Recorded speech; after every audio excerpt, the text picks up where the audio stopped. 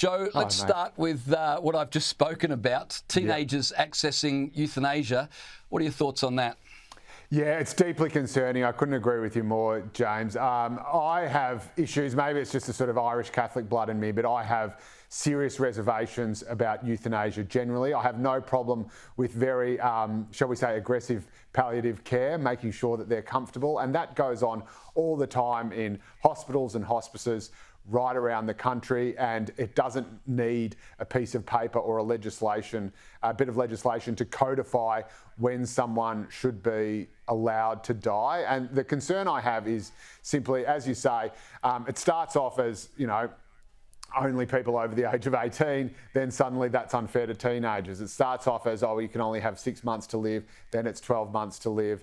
Then is it a chronic condition? It starts off just with physical conditions, and then is it mental conditions? Is it Alzheimer's? Is it people who are suffering from depression and want to die? What about people who are suffering from bipolar and want to die some days and want to live others? Do you just catch them on an off day or during an off patch? And if that patch lasts a certain amount of time, then that's it. And the biggest problem, I think, is that once you put on the table that dying is an option, that it is not the human default position to live and to want to live, then suddenly that forces people, I think, to reevaluate their right to be on this earth, how much of a burden they are. Certainly there would be a generation of Australians, a generation of people who would perhaps not want to die and be scared of dying, but be mindful that, they have their children looking after them, their loved ones looking after them, and feel like they might be a burden on them and think, well, I'll do it for them. They've got enough on their plate. I think we all know some people who think like that, selfless people who think like that, who might feel